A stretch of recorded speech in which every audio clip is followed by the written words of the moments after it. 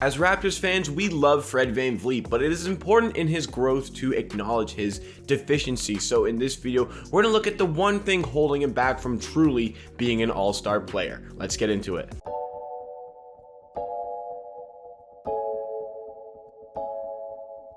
Welcome NBA and Raptors fans to Amateur Hour Sports. This is the channel where you get NBA content with a focus on the Toronto Raptors at least 4 days a week. That is Monday, Wednesday, Friday, and Saturday. This is your Monday episode. We're talking about Fred VanVleet and the one thing he needs to do to truly reach that all-star level. So if you like what we see from today's video and want more of myself talking about the NBA and the Raptors and videos and content just like this, make sure to hit that subscribe button down below to show your support to the channel. You can also check out our Twitch channel, twitch.tv/amateursports for more Raptors content, as well as the Amateur Clips channel for the best highlights from those Twitch streams. But let's get down to business for today's video, talking about Fred VanVleet and how he can take his game to the next level. Because, you know, we love Fred VanVleet and we think Fred VanVleet is a great player, and he is. He is a great player, and I am very happy to have him on our team. Last season, he was one of the bright spots, especially earlier in the season, especially when he had that historic 54-point performance against the Orlando Magic, one that Raptors fans are never going to forget watching, and it may take years and years before somebody breaks that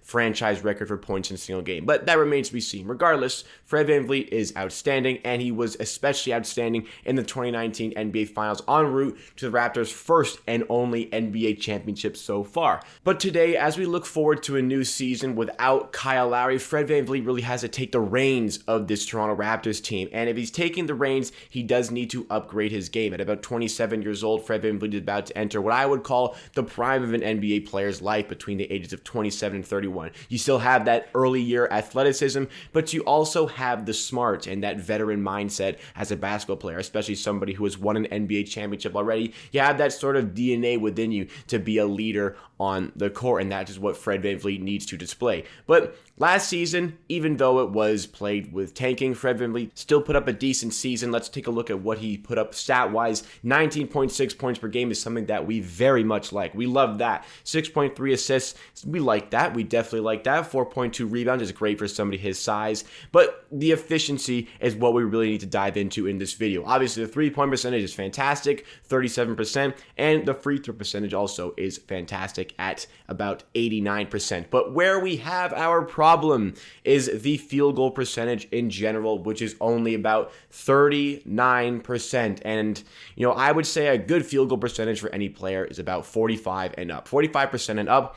Once you drop under 40% is where we really have to raise our eyebrows and question the shot selection, question, you know, why you're shooting so much. Because 19.6 points per game is great, but the fact that he has to shoot as much as he did to get that because of the 39% field goal percentage leaves a little bit of question marks. And obviously, a lot of that has to come down to his size. Fred VanVleet has not been blessed with height at about 6 feet, 6'1". For most people, that's great. But for an NBA player, that's not so great. So it makes it difficult for him to really find his shots, and that leads to those inefficient numbers as we saw with those stats. So what Fred VanVleet needs to do is work on getting that efficiency better. But getting the efficiency better isn't just going to come from getting better with your shots. Obviously, the shooting could be better, but at 36, 37% from three, I'm quite content with that for anybody shooting as much as he does. So I'm going to take that. The problem with Fred VanVleet lies when he gets onto the interior. And the biggest reason for his deficiencies on the interior is obviously his height, because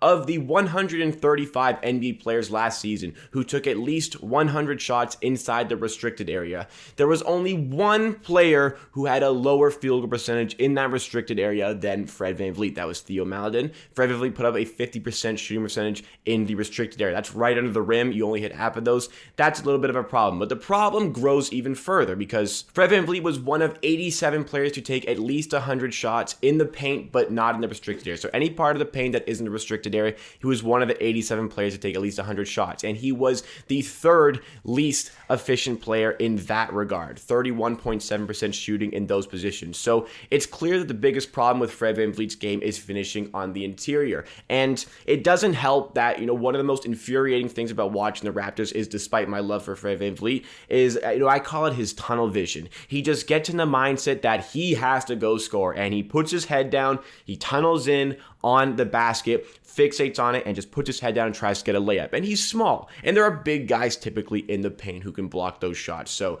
Fred VanVleet, efficiency, he really loses it as he gets down on the inside. But we have a solution. I have a solution to this problem. And, obviously, it's easier said than done when it comes to a pro basketball player. But what Fred VanVleet really needs to work on, I would say the only thing he's really got to work on from an offensive standpoint, maybe the playmaking would be better, but if he wants to reach that all-star level, and I peg him on the fringe all-star category, right under the all-star level, just creeping in. Maybe one really good season with the Raptors have a great record, he can sneak in, but he's on that fringe category. The only thing I think that he needs to do to get to that all-star level is just simply get a floater package, work on that floater game so that you don't have to go amongst those trees on the interior. And I'm sure Fred VanVleet is aware of this. I'm sure he's working on it because last season, even though it was a shortened season, he took the most floater attempts than he ever has in any other season. So it's clear that he has recognized this. It wasn't that much of a gap from last season to 2 seasons ago, but still,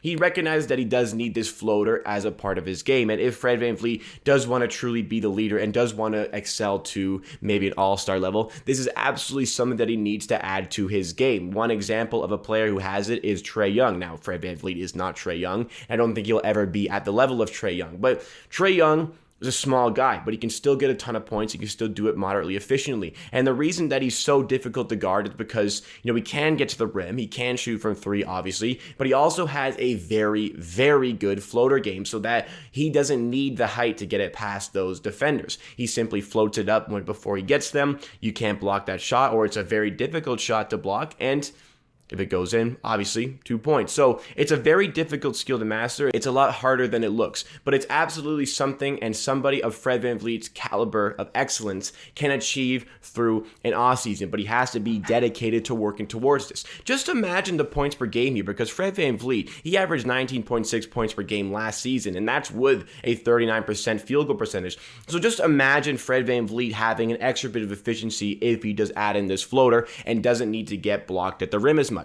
Like, just imagine Fred VanVleet simply shooting like 43% from the field instead of 39. That's easily 20 to 21 points per game for Fred VanVleet, and adding in the floater part of his game will just enable him to do other things on the inside as well. Obviously, as an NBA player, you don't want to be just average at everything. You want to excel in certain endeavors, but the more things that you excel at in terms of your bag, how much you can do on the court, the different ways you can utilize your talent to score, it just makes the other things easier because the defender has to worry about all these extra little things. And if the defenders on the interior have to worry about Fred VanVleet now going for those floaters, then it might make it that much easier for him to get his points truly on the interior, getting to the rim. So just being able to mix it up and keep the defense guessing is really going to take Fred VanVleet's game to the next level. Now, obviously, there are other things he can improve on. I think the playmaking is good. It got a lot better last season, but I still think that can be better, especially now that he has to take the full playmaking load without Kyle Lowry on this team, with a starting lineup with a true shooting guard finally in Gary Trent Jr.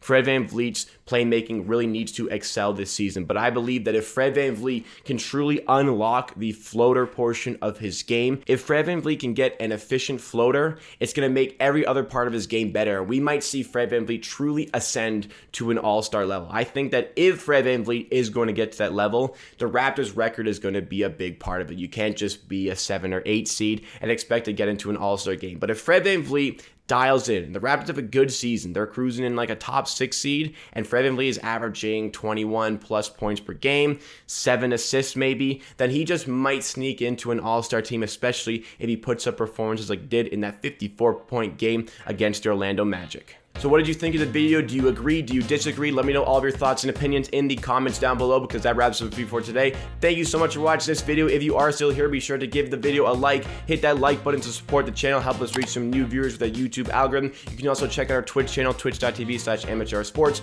or watch the best highlights from those Twitch streams on Amateur Clips, the YouTube channel. Links in the description for those. Please subscribe to this YouTube channel on a road to 6,000 subscribers. You can help us get there by subscribing. It would really mean a lot if you did. Other videos by the channel you may enjoy, and always remember, at the end of the day, I believe what I say, and if you disagree, that is okay. Enjoy the grind, and I'll see you again next time for another video.